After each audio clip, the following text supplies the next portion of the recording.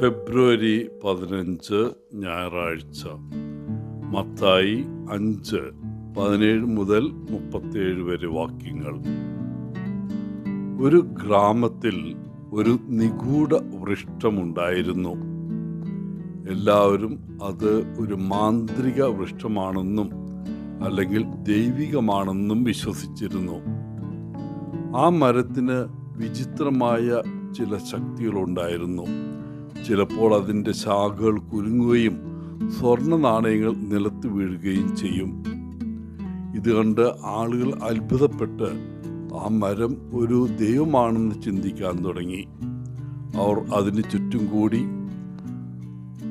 പ്രാർത്ഥനകളും സമ്മാനങ്ങളും അർപ്പിക്കുമായിരുന്നു, കൂടുതൽ സ്വർണം ലഭിക്കുമെന്നുള്ള പ്രതീക്ഷയിൽ. വാസ്തവത്തിൽ ആ മരത്തിന് ഒരു ഭൂതം ബാധിച്ചിരുന്നു. ഒരു സന്യാസി ഈ മരത്തെക്കുറിച്ച് കേട്ട് വളരെയധികം വിഷമിച്ചു. ഈ അത്ഭുതം ആളുകളെ യഥാർത്ഥ വിശ്വാസത്തിൽ നിന്ന് വ്യതിചലിപ്പിക്കുകയും ദൈവത്തിൽ നിന്ന് അവരെ അകറ്റുകയും ചെയ്യുക മാത്രമാണെന്ന് അദ്ദേഹം വിശ്വസിച്ചു. ഇത് നിർത്താൻ ദൃഢനിശ്ചയത്തോടെ അദ്ദേഹം ആ മരം മുറിക്കാൻ തീരുമാനിച്ചു. കയ്യിൽ കോടാലിയുമായി അയാൾ മരത്തെ നശിപ്പിക്കാൻ പുറപ്പെട്ടു. മരത്തിൻ്റെ അടുക്കലെത്തിയപ്പോൾ പിശാച് മരത്തിൽ നിന്ന് പ്രത്യക്ഷപ്പെട്ടു പറഞ്ഞു, "നീ എന്തിനാണ് എന്നെ ഉപദ്രവിക്കാൻ ആഗ്രഹിക്കുന്നത്? ഞാൻ നിനക്കൊരു കുഴപ്പവും വരുത്തുന്നില്ലല്ലോ." സന്യാസി മറുപടി പറഞ്ഞു, "നീ ആളുകളെ ദൈവത്തിൽ നിന്ന് അകറ്റുകയാണ്. നിന്നെ തടയേണ്ടത് എൻ്റെ കടമയാണ്." സന്യാസി തൻ്റെ കോടാലി ഉയർത്തി. അപ്പോൾ അവരും പിശാചും തമ്മിൽ ഒരു കടുത്ത യുദ്ധം ആരംഭിച്ചു. തൻ്റെ മുഴുവൻ ശക്തിയും ഉപയോഗിച്ച് സന്യാസി പോരാടി. വിശ്വാസത്താൽ പ്രചോദിതനായി ഒടുവിൽ അവൻ പിശാചിനെ കീഴടക്കി.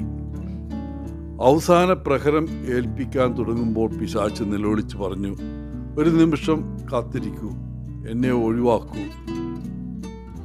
എന്നെ ഇപ്പോൾ നശിപ്പിക്കാതിരുന്നാൽ എല്ലാ ദിവസവും ഞാൻ നിങ്ങളുടെ തലയിണക്കടിയിൽ ഒരു സ്വർണ്ണ നാണയം വയ്ക്കാമെന്ന് വാഗ്ദാനം ചെയ്യുന്നു."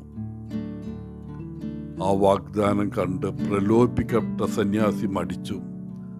സ്വർണം കൊണ്ട് തനിക്ക് എന്തെല്ലാം നന്മ ചെയ്യാൻ സാധിക്കുമെന്ന് അദ്ദേഹം ചിന്തിച്ചു. അതിനാൽ അദ്ദേഹം പിശാച് പറഞ്ഞത് സമ്മതിച്ച് മരത്തിന് കേടുപാടുകൾ വരുത്താതെ വിട്ടു. വാഗ്ദാനം ചെയ്തതുപോലെ 3 ദിവസത്തേക്ക് സന്യാസിയുടെ തലയിണക്കടിയിൽ ഓരോ സ്വർണ്ണ നാണയം പ്രത്യക്ഷപ്പെട്ടു. എന്നാൽ 4-ാം ദിവസം അദ്ദേഹത്തിനൊന്നും കണ്ടെത്താനായില്ല. അടുത്ത ദിവസവും അങ്ങനെ തന്നെ. കോപാകുലനായ സന്യാസി വീണ്ടും തൻ്റെ കോടാലി എടുത്ത് മരത്തിൻ്റെ അടുത്തേക്ക് മടങ്ങി. താൻ വഞ്ചിക്കപ്പെട്ടതിൽ കോപാകുലനായി അവൻ വീണ്ടും പിശാചിനെ നേരിട്ടു. സ്വർണം ആവശ്യപ്പെടുകയും അല്ലെങ്കിൽ മരം നശിപ്പിക്കുമെന്ന് ഭീഷണിപ്പെടുത്തുകയും ചെയ്തു. വീണ്ടും അവർ തമ്മിൽ യുദ്ധം നടന്നു. എന്നാൽ ഇത്തവണ സന്യാസി കഷ്ടപ്പെട്ടു. പെട്ടെന്ന് തന്നെ പിശാച് കീഴടക്കുന്നതായി കണ്ടെത്തി. പിശാച് അവൻ്റെ കഴുത്തിൽ പിടിച്ച് വധിക്കാൻ ഒരുങ്ങുമ്പോൾ നിരാശനായ സന്യാസി ചോദിച്ചു, "എന്തുകൊണ്ടാണ് ഇപ്പോൾ നിനക്ക് എന്നെ പരാജയപ്പെടുത്താൻ സാധിക്കുന്നത്?" പിശാച് ചിരിച്ചുകൊണ്ട് പറഞ്ഞു, "നീ ആദ്യമായി പോരാടിയപ്പോൾ ദൈവത്തിനു വേണ്ടിയാണ് പോരാടിയത്. അത് നിനക്ക് ശക്തി തന്നു. പക്ഷെ ഇപ്പോൾ നീ സ്വർണത്തിന് വേണ്ടി പോരാടുകയാണ്. അതുകൊണ്ടാണ് നീ തോറ്റത്." ഇതോടെ സന്യാസിക്ക് തൻ്റെ തെറ്റ് മനസ്സിലായി. ശരിയായത് ചെയ്യുന്നതിൽ നിന്ന് വ്യക്തിപരമായ നേട്ടം തേടുന്നതിലേക്ക് അവൻ്റെ ലക്ഷ്യം മാറി. അത് അവനെ ദുർബലപ്പെടുത്തി.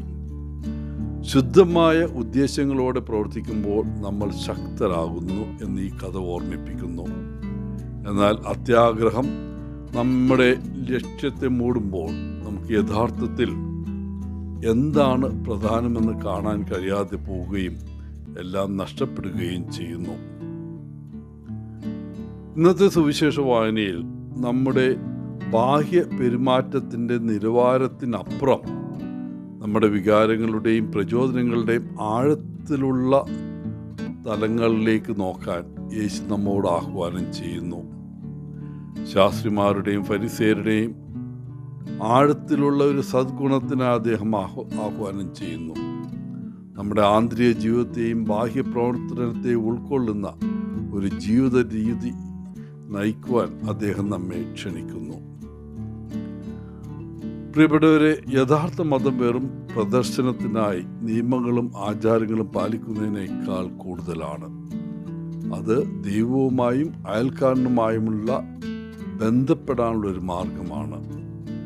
ദൈവവുമായി വ്യക്തിപരമായി ബന്ധം പുലർത്തുന്നതിലൂടെയും അവൻ്റെ പഠിപ്പിക്കലുകൾ ഹൃദയത്തിൽ ഏറ്റെടുക്കുന്നതിലൂടെയുമാണ് യഥാർത്ഥ മതവും യഥാർത്ഥ മത ആചാരങ്ങളും ഉണ്ടാവുന്നത്.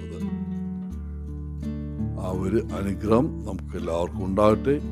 എല്ലാവർക്കും സന്തോഷകരമായ ഒരു ഞായറാഴ്ച ആശംസിച്ചുകൊണ്ട് ഒത്തിരി സ്നേഹത്തോടെ പോളച്ചൻ CSSR ഫ്രം കേരള.